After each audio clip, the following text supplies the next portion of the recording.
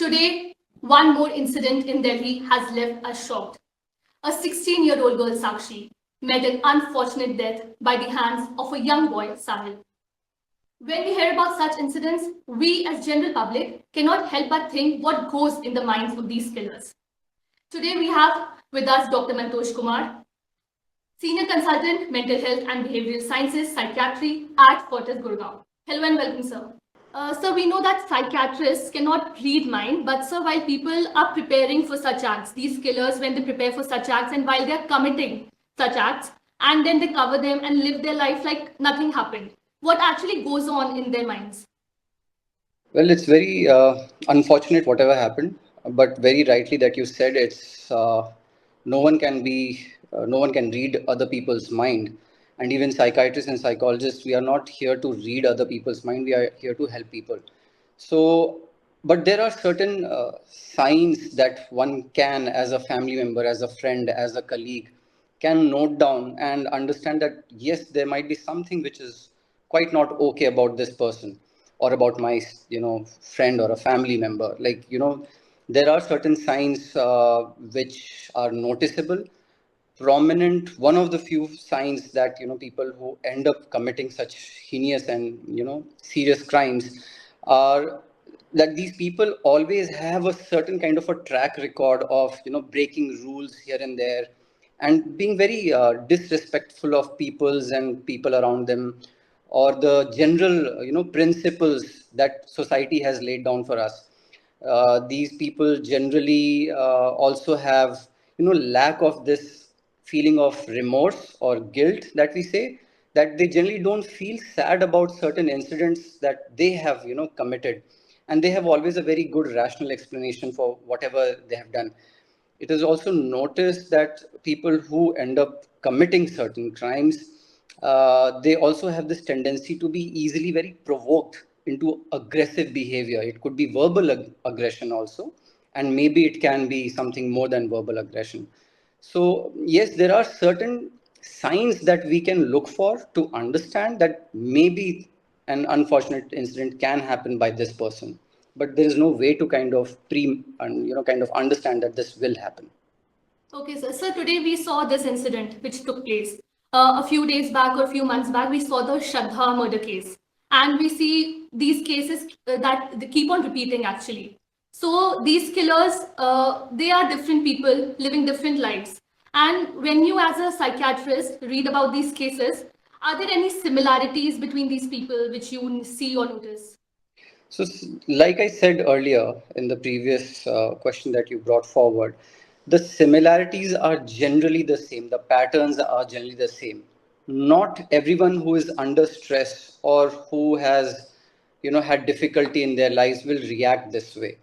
So people who generally end up behaving this way, uh, there are certain patterns. Like I said, this is the behavior, but also it is noticed that generally when they are growing up, when they are children, when they are in their young adolescent age group, they have certain kind of also symptoms that parents can kind of look and kind of notice, that they are kind of misbehaving in the school, they are bullying children, they are probably stealing, lying, missing classes, truancies, what that we say.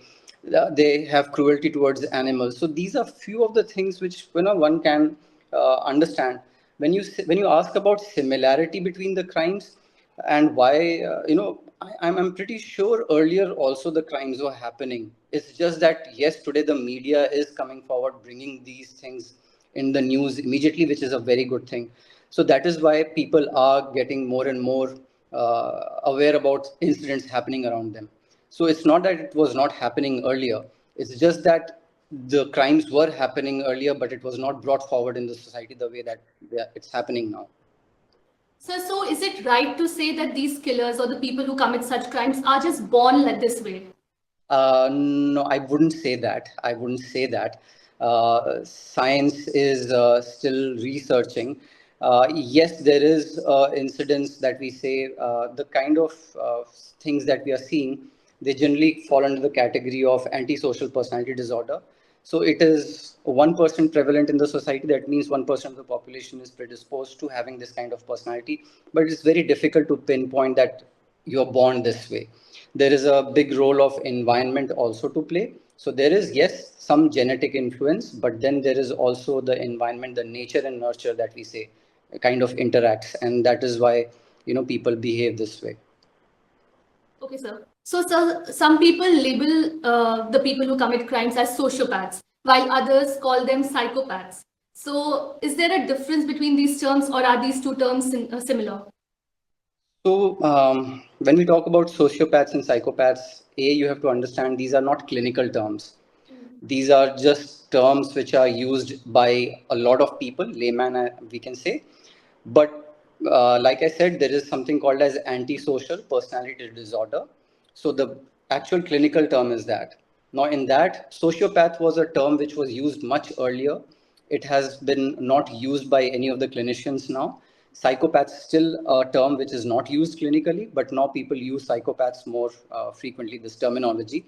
The basic understanding is the same. The four or five cardinal symptoms that we look for is like disregard of the rules and norms, getting easily provoked, not having a consistent plan for their future, uh, becoming very aggressive at times which are trivial, not able to control their aggression, and then I said not able to kind of feel that lack of empathy, lack of guilt. So those features are there in both psychopath and sociopath. Now, if we use these words in the English form, and there's a slight difference between the two. Well, sociopath is a person who is more impulsive in their approach towards their problems. So if there's a person who has antisocial personality disorder, and if they are more impulsive in their behavior, in their approach to their problems, that is when we can call them as sociopaths. A psychopath is a much more calmer demeanor person. They will plan 10 steps ahead, and they will act out what they want to act out, but in a very planned way. So that is the only difference between, and that is not again a clinical difference that I'm telling you. It's more like a definition which more and more research is happening in this area, yes, but we are not using the difference as a clinical form. The clinical would be anyway antisocial personality disorder. Okay, sir. So when crimes like these happen, and especially if the victim is a girl, the society is very, adamant to judge the girl. Like she should not have hung out with such a person. So you said that aggression is one such thing which we can notice in a person. But an aggressive person and a person who is capable of committing such crimes, how to identify or how to make out if what are some traits to look out for, major traits? So yes, I would say I think you were coming to this point where uh, so victim can never be blamed for what they are what they have gone through. It's never their fault. A crime is a crime, and it has to be taken seriously, and the court of law is there to decide what has to happen. But yes, in a relationship, there are certain signs and certain red flags that we say that you have to kind of notice to understand that not exactly a crime, but there are certain things which should not be okay in any relationship. One obviously is not respecting others. So if your partner or your husband or your girlfriend or boyfriend, they are not respectful towards you, this is one of the red flags. If there are frequent bouts of verbal abuse and aggression, then yes, it has to be kept in notice. One thing is when we start hiding what we are going through by our partner or spouse is also one of the red signals. Why am I hiding I'm trying to protect the partner? So this is one of the red signs which I think a person should kind of immediately understand, that maybe there's something wrong happening to me and I'm hiding their behavior, right? So that is one of the major indicators that one should look for. If I am justifying all the wrong things happening to me in front of my parents or friends, then something is not okay in this relationship. So these are few of the red signals or the red flags which one should look out for. Okay, sir. Sir, so is there any way that these people can be stopped from turning out this way, or simply put, will making mental health facilities more accessible prevent them from going to such an extent? So also you have to understand, not all ASPD person will become a person who commits crime, right? Not everyone is going to commit a crime. But yes, there are certain people who have certain antisocial personality traits. They realize that their relationships never work out for them. And that is one of the reasons why they seek out mental health, mental, kind of professional help. And that is very important and critical.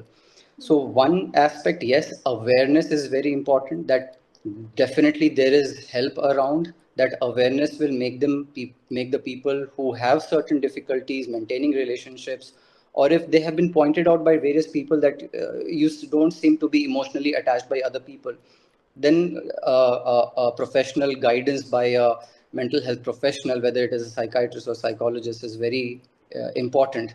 But what is more important also is, which I believe is, that the parents should be more aware when their children are showing certain traits of conduct disorder. So, a conduct disorder, when a person becomes adult, it translates into antisocial personality disorder. So, the signs and symptoms of conduct disorder is something which the parents should be kind of very much aware.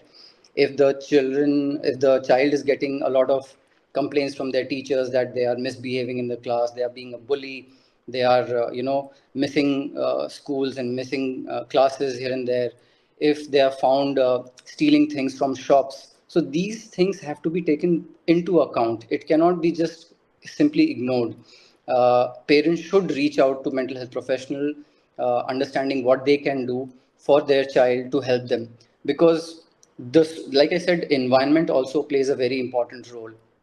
And negative reinforcement never helps. Punishing a child never helps. It kind of becomes counterproductive. The positive reinforcements are the ones which actually help child not remain in having the diagnosis of conduct disorder. So I think reaching out to a mental health professional at the right time is very, very important here. Okay, sir. Sir, so do you think that these people, can be brought back into the society? Like if they commit such crimes and then they seek help or something like that, can they be brought back into the society? Well, that's a question which is very difficult to answer. As a mental health professional, there is no data around it. Quite frankly, let the court decide what they have to decide. But yes, help should be given to every individual. Yes, I believe there are certain kind of legislation and plans to even uh, assist in mental health kind of therapies and things, even in the even in when they are in jails, and whether they have committed the crimes, there is an kind of facility provided by the judicial system to have a mental health professional attend them. So help should be given, definitely, but it's very difficult to say, or for any psychiatrist or a psychologist to comment about this aspect. Okay, sir. So as a psychiatrist, do you seeing such incidents, do you have any last comments to say or something you can give us? It's very important for everyone who is watching this show to understand that don't remain quiet when something bad happens to you. It doesn't happen overnight. So watch out for the red signals or the red flags and talk about it. Don't remain, don't keep all bottled up inside thinking that things will change on its own. Things will only change when talk about it, when you take some step. So I always say unmute yourself, is like, don't keep it inside of you. So that is how you can prevent certain things. That is my message today.